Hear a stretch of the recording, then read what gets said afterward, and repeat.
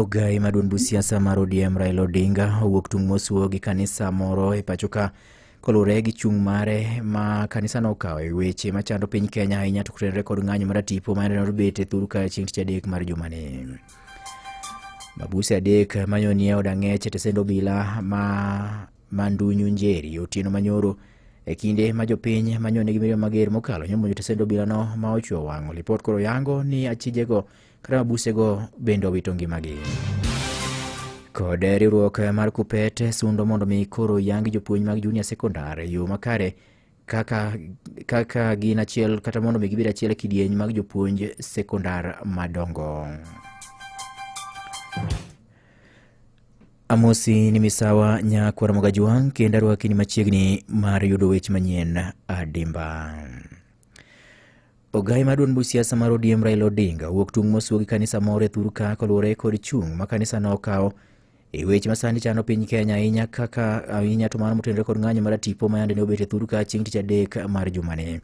Odinga wacho ni kanisa no ne oloko ng'eye ne lemo ne jogo ma bende ne neno matek e lwet obila e kinde ng'anyo ma higa mar 2023 ma koro ka owacho ni kanisa no nyaka koro sani onego bed ni gibedo gi chung' motegno mondo mi koro kik negi ka jogo ma bende wuondore kaka inenogi gie sani. Raila ne owacho ni kanisa mar jo-Anglican kaachiel kod kanisa mar jo-Kopere ne odagi kwayo magi mane gichwalo e nyim ute lamogo mar mondo mi koro ne gichiw lemo ne jogo mane ochiel gi lisasi gi obila e kinde ng'anyo ma kamano. Kata kamano wach no koro mako dho Raila kanyaka gie sani kanisnigo ema koro lemo ne jo ng'anyo kendo koro gijiwogi mondo mi koro giwuog oko gidhi e ndara mondo mi gichwal chenro mag ng'anyo. Nega jogo nogo maskache nogo jo mang'eny Nairobi, Kisumu, kamoro ma thuro kane koji ne go nyithindo mang'eny. Ne ko nyithindo mang'eny kabisa. Kinde kane watimo kamano to nitie joma ne ok winjore kodwa. Kane ochopo sama koro wadwani watim lemo nikech jande manonegi. Onge kanisa kata achiel moyiera mondo wadonje. Kanisa te notamowa. Dhikoro All Saint Cathedral gitamre. Holy Family Basilica gitamre. Kanisa mane gitamre. Ne wadhi pap kamoro to Catholic University. Wakati gura hema kanyo odhi oriembwa odanyo kale lemo koro lemo ne dala gino office ma Kalonzo Musyoka to gi jera mo gingo dinga foundation office ne no lemi koro manya wacho gari jogi ne gini kanyo koro se usani koro gi wacho ni lemo ni ji ni ji bugo to kane wagine chiche mo wadwa mondo wadwa lemo jo mo negi to ne gitamo kana wadwa lemo kanisa wa ko ju hypocrisy gido kisungu. Kanyolo so kar chung' od bura manyaka chmedre kaunti ma Kisumu chieng' manyoro. Odinga kata kamano bende koro nyo kwedo mokalo obila kuom ne tiyo kod teko modhuro kuom jong'anyo kama bende nomedo wacho ni sirikal nyaka koro kaw thuolo mar rito ngima oganda. Ne wacho ni jogo ma koro chano ng'anyo kanyakla kod apisa mag obila nyaka yiere e wi kaka koro gibiro tayo weche mag ng'anyo e kinde mabiro mar geng'o weche mag thoe kaachiel kod kethruok mag mwandu mathoro timore e kinde mag ng'anyo. Gimana wacho ni Nyase wacho ni en haki mar Kenya moro amora mondo tim gimoro ni maandamano. Mano e katiba. Kendo okikwa ruhusa. Ito wewe nyiso serikali no kile ole maandamano chima kama. To waburu akacha yakakacha. Sama kama yakasama kama. Bas mani kwa matimre. To gora chene sani yuwa okulechi. Nikesi wacho timo maandamano to kunyisi ni wadhi chake gikanye to wadhi tieke gikanye to en sadi yaka sadi polis bende ok yieni nidhi chakore polisi zubukucha nja koni jo sirikali ni uru jogi notice ni udwa iye to udwa ni mondo maandamano wakacha dhi wakacha sama kama yaka sama kama time do.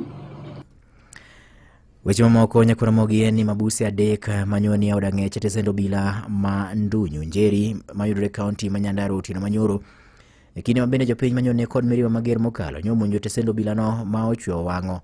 Lipot yango ni mabusego bende koro wito ngimagi tok kanyo giywayo iro. Ma wacho bende oyangi komanda mar obila ma North Kinangop sub county mano William Kiambi masani obago romo kod jopiny e gwenge makono mar twak e wi wachno. Komachielo en riwruok mar KUPPET bende koro sundo mondo mi oyangi jopuonj mag junior sekondar e yo makare e kidieny mag jopuonj mag sekondar. Teko mar riwruogno Omboko Milemba ne owacho ni riwruogno sundo mondo mi koro lai mar somo manyien masani CBE mondo mi pange kidienje adek kama oting'o kidieny mar primary education, junior secondary education kaachiel kod higher education. So it's unfortunate that the money is not there, but we are looking forward for supplementary budget, which must be done so that the CBA for teachers is in place. So within the next 4 days, Teacher Service Commission must invite the unions to discuss a new CBA. Otherwise, we go back to the old times where there was anarchy, and every December would be a strike from the... Ka jagoro mar riwruogno kelo Misori bende nogo dhoge piny e wi wachno e yo machalo kama. Strike is a tool of last resort. Where what happens is that you must negotiate your way out with the principles of our institutions, because those are also our members. I got a letter and we are meeting the Teacher Service Commission. Jotend riwruogno bende koro wacho ni ka opogore kod wach mar yango jopuonj mag junior sekondar kaka jopuonj mag sekondar, dwaro nitie mondo mi koro ket lai malong'o mar kaka ichulo jopuonj mondo mi koro geng' weche mag dhi ndara kendo bago ng'anyo kinde ka kinde. Ka bende giwacho ni koro pono ne sirikal nyalo rem keto e tim wach machalo kamano, to koro gibiro dwaro mondo mi winjruok ma kanyakla mane gibiro oro gi sirikal mondo mi ket e tim mondo mi ogeng' weche mag ng'anyo. Komachielo en ni jalup jatend jotij piny owacho Eliud Owalo ogolo siem mager ne jogo bende koro mako tenda mathoth e sirikal, tenda go bende chwe tamo gi timo. Owalo wacho ni ji makamago koro miyo tije mathoth mag piny owacho kwamo, to pes jopiny mathoth bende koro lal e tije makamago. Ne ogolo siem mager ka wacho ni sirikal koro biro kawo okang' mager mar chik ne ji makamago motelo ne gologi e listi ma gindikore kendo mopuodhogi mondo mi koro gibed jogo manyalo kawo tenda gi sirikal.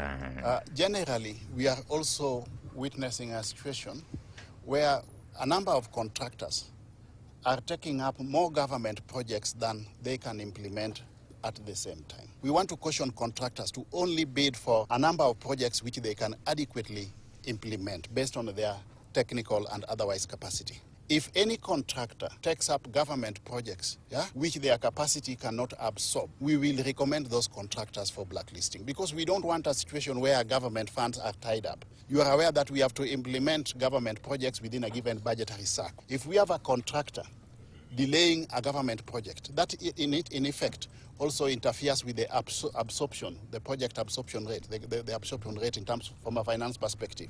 So we want to caution contractors to only bid for the requisite number of projects, those projects they are sure that they can implement.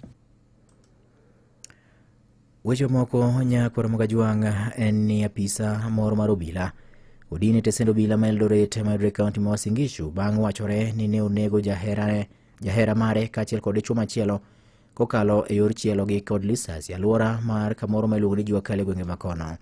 Obila no ma bende ni ngasa mar constable tesend obila ma Tembelio nyo ni e tich otieno manyoro, kaeto bang'e nyo ng'ade chuny mondo mi koro dhi oywe kata dhi okuota ndiwo e od math moro ma bende wachore ni en mar jaherane no. Ema kane ochopo to kuom hayo marach ne ochiwo rodhno gi dichuo machielo ka nigi jaherane no gino bende nyonyawo iye ma nye ochweyo chielo gi lisasi ma giwito ngimagi kanyo ji ariyogo. Komanda mar obila ma kaunti ma Uasin Gishu mano Benjamin Mwanithi ne owacho ni apisa mag obila tok winjo kata yudo ripot ma kamano nyochopo kama sero nyotimore ma ochweyo mako obila no kendo nyogi ma e bunde bang'e to nyagi sembe achiel kachiel nyaka tesend obila. Ringre mar ji ariyogo nyoduogo tere kate kar kano ringre mar jomotho ma Moi Teaching and Referral Hospital kama koro irito timne gi bero sejo bende nonro matut pod dhi nyime ka otenore kod wachno. Nyakwara Mogajwang' weche gimedo biro ni kamoro amora ma intie kokalo nyakalondo mari mihero Maramogi. Imedo winjo weche manyien gi Vincent Otieno. Jodak ma kwan gi oingo 300 mawuok e gweng' Majina sublocation ei Gemiala sub-county e kaunti ma Siaya noyudo chenro manono mar thieth maonge chudo moro amora. Chenro no bende nyobagne gi kanisa mar jokopere ma St. Paul's Gina Catholic Church. Nyasino ma bende nyo chan gi od thieth ma Marenyo kata Marenyo Health Center ka omakore kod riwruok moro ma ok mar piny owacho ma iluongo ni Geno Community Development Initiative. En achiel kuom okenge makoro dhi nyime sani e gwenge makono mar neno chenro mag thieth ochopo ne jopiny e gwengego e yo machiegni kendo e yo mayot kakileronwa gi jafwambo mar Wek County ma Siaya George Amolo. Chenro mar chiwo thieth maonge chudono nobagi gi kar od thieth ma Marenyo kotudore gi riwruok midendo ni Geno Community Development Initiative kata GCDI ma jatayore tich mare migosi Enes Okoth Odera lero moko kuom chenro mege thieth mane gichiwo. Geno Community Development Initiative watimo a lot of outreaches through the 3 counties, Kisumu, Siaya and Homa Bay counties. Koro odiochieng' ma kawuono, one of the outreaches mwatimo health outreach. Among other things, mwatimo kawuono and Eye Health, a group in Germany, donated us reading classes. This is the main objective of this outreach makawuono. But there are other things that are going on kawuono kaka HIV testing, malaria treatment, family planning, SHA registration, mago dhi nyime, but gimo kelo jogeno ten wach wang. Kastivo Rao mar kar od thieth ma Marenyo opuoyo sir mane giyudo kuom riwruogno kowacho ni chenro ma kamagi githoro bedo godo mondo mi okonygi chwalo weche thieth machiegni gi jopiny.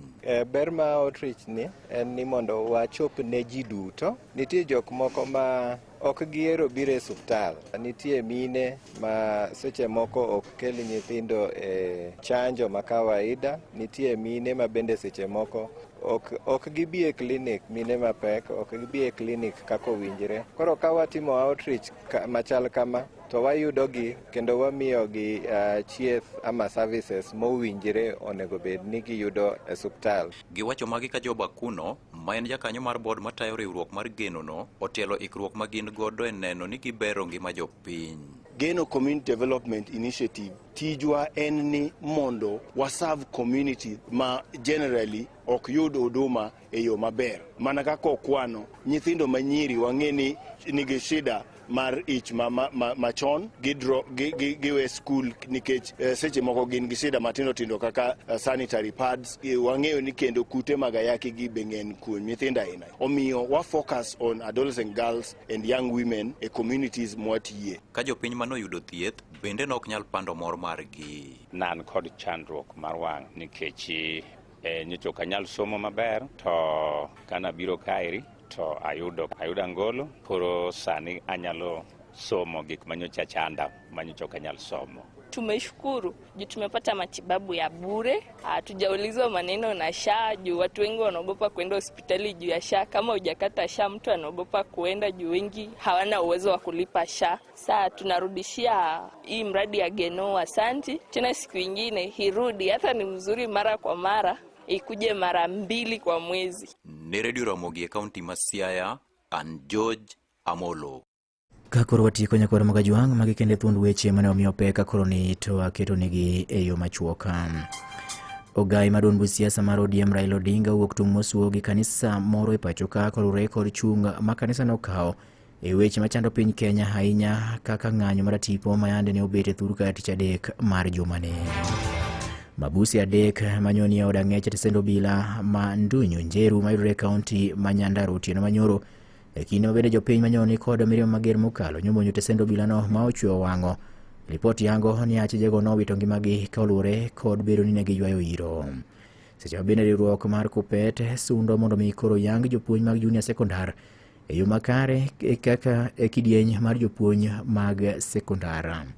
Giko weche manyien adimba nyakwara mogi tudri gi nyakalono ni koromo sa 10 mar biro yudo weche manyien ka gibiro bedo mago ma otuch e kor gwenge. Nyinga Vincent Otieno.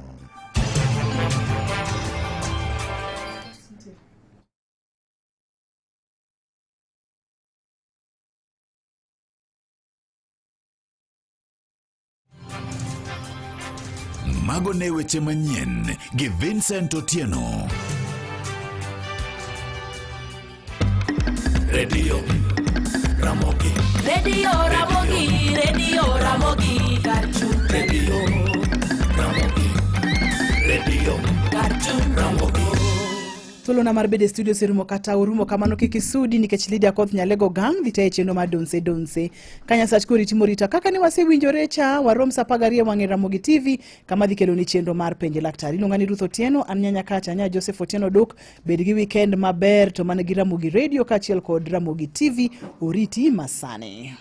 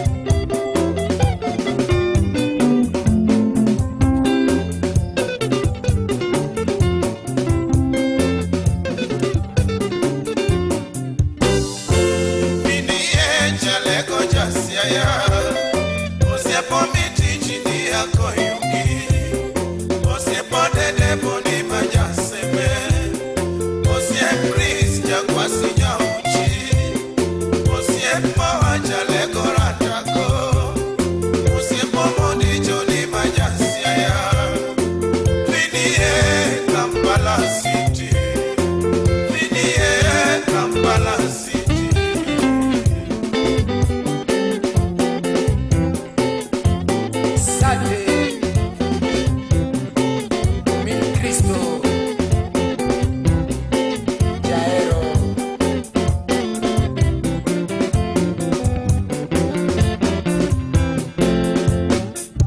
Magoyo tum Uganda Kampala, Nurwaka Kiera Kabiolo Siepi, Wapudho Kinyasi pongezi kwako, Wapoi Kiera Kivino Siepa, Udojo Dalanga Lego Usonga, Nichopo Dalagi Moha Jaleko, Nichopo Dalanga Fude Mosiepi, Nayudo Masira nyumbani kwetu, Osepo Dede Nyauchi Mosiepi, Osepo Mondi Isaya Mosiepi, Loitas from Kampala, Uganda, Tickles, Giggles,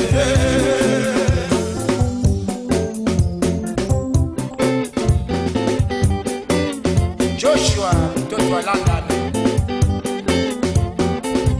William Ochieng.